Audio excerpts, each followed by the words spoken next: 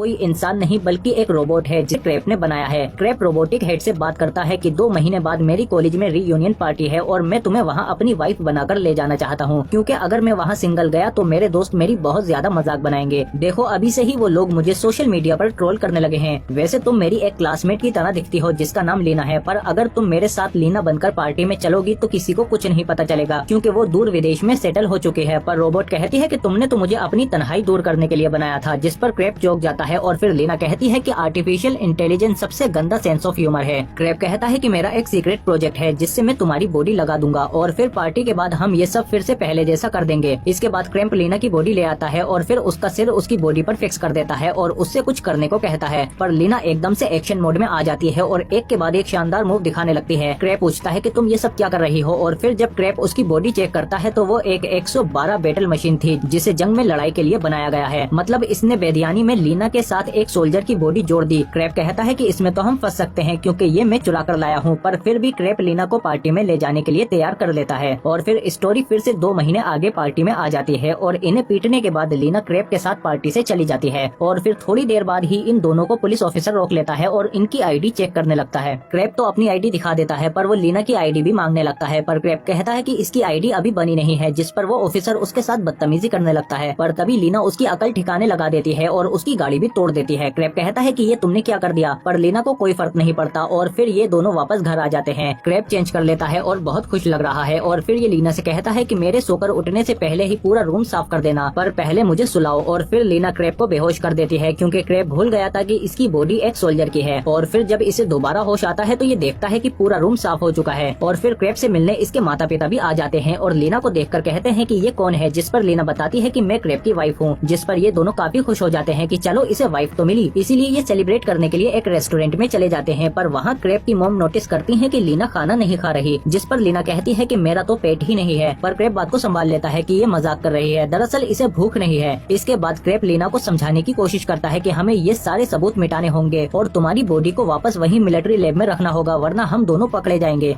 मैं लैब जाता हूँ और तुम कुछ देर मेरे पेरेंट्स के साथ रहो। इसके बाद क्रैप वापस लैब में आ जाता है और उसे वहाँ पर FSB ऑफिसर मिलता है जिसका नाम नेस्टोरेव है। वो इसे बताता है कि हमारा एक रोबोटिक प्रोटोटाइप चोरी हो गया है, इसीलिए उसे ढूंढने के लिए हमें तुम्हारे डेटाबेस को चेक करना होगा। पर फिर क्रैप चालाकी से ऑफिसर का ध्यान भटकाकर लीना का डेटा डिलीट कर देता है, पर ऑफिसर को इस पर शक हो जाता है और फिर वो क्रैप को एक इलेक्ट्रिक सिक्योरिटी की देता है और इसे उसके डेटाबेस में लगाने को कहता है और फिर ऑफिसर लीना की बॉडी का ट्रैकर एक्टिवेट कर देता है ताकि ये लीना की बॉडी का पता लगा सके। इसके बाद क्रैप फौरन लीना को फोन करके एजेंट्स के बारे में बता देता है और फिर ये दोनों एक अंडरग्राउंड पार्किंग में मिलते हैं ताकि FSB ऑफिसर को ट्रैकिंग का सिग्नल न मिल सके। और फिर क्रैप उस ट्रैकर का पता लगा लेता है, लेकिन इसे निकालने के लिए इन्हें कुछ औजारों की जरूरत पड़ेगी, जिन्हें लेने के लिए ये दोनों ऊपर मॉल में चले आते हैं, पर इनके पास पैसे नहीं होते। इसीलिए लीना कहती है कि पैसों के बदले हम तुम्हें कुछ और दे देंगे और फिर लीना बिल्ली की एक्टिंग करने लगती है, पर सेल्समैन को कुछ और ही चाहिए था, इसीलिए वो लीना का हाथ पकड़ लेता है, पर लीना उसे दूर फेंक देती है। इसके बाद ये दोनों टॉयलेट में जाकर उस ट्रैकर को निकाल देते हैं। तभी एक लेडी टॉयलेट में गार्ड को ले आती है कि यहाँ पर बहुत शोर की आवाज आ रही है। तब तक गार्ड इन्हें चेक करता है, तब तक ये दोनों ट्रैकर निकाल चुके थे, पर बाहर आते ही इन्हें FSB ऑफिसर मिल जाता है और ये क्रैप को देखते ही पकड़ लेता है, पर तभी वहाँ लीना आकर क्रैप को बचा लेती है और फिर ये फौरन स्पोर्ट्स सेक्शन में जाकर कपड़े बदलकर वापस आ जाती है और ये दोनों कार में बैठकर वहाँ से भाग जाते हैं। पर फिर रास्ते में पुलिस इन्हें घेर लेती है और लीना इन्हें मारने के लिए बढ़ती है, पर क्रैप कहता है कि नहीं, तुम इंसानों को नहीं मारोगी, जिस पर लीना पूछती है पर क्यों। क्रैप कहता है कि तुम्हें टर्मिनेटर 2 देखनी चाहिए और फिर लीना फौरन टर्मिनेटर डाउनलोड कर देख लेती है और फिर सामने पड़े सनग्लासेस पहनकर बाहर निकलती है और टर्मिनेटर के स्टाइल में जाकर उनकी गन से उनके पैरों पर शूट करके आ जाती है। इसके बाद ये दोनों वहाँ से निकल जाते हैं, पर फिर रास्ते में क्रैप लीना से ऐसे बातें करता है जैसे वो कोई असली इंसान हो। वो उसे अपनी फीलिंग्स बताता है, पर लीना एक रोबोट की तरह रिएक्ट करती है और फिर थोड़ी देर बाद क्रैप गाड़ी रोककर कुछ खाने के लिए रुक जाता है और लीना उसे एक स्टेचू की तरह खड़े होकर देखती रहती है। क्रैप कहता है कि एक इंसान की तरह खड़ी हो जाओ ताकि लोग तुम पर शक न कर सकें और फिर लीना अपनी आस्तीनें ऊपर कर एकदम से स्वैग में आ जाती है और उसके पास आकर उसकी गर्लफ्रेंड की तरह बातें करने लगती है और क्रैप से कहती है कि मैंने चेक किया है कि इंटरनेट पर हमारी कॉर्पोरेशन का कोई भी डेटा नहीं है, मतलब कोई हमारी इन्फॉर्मेशन छिपा रहा है। हमें रेड एंड डी डिपार्टमेंट जाकर चेक करना चाहिए कि क्या चल रहा है, पर पहले हमें कार और कुछ कपड़े खरीदने के लिए पैसे चाहिए। इसीलिए ये दोनों एक फाइट क्लब में आ जाते हैं और अगर लीना ने यहाँ के चैंपियन को हरा दिया तो उसे बहुत से पैसे मिलेंगे और फिर रिंग में यहाँ की चैंपियन आ जाती है।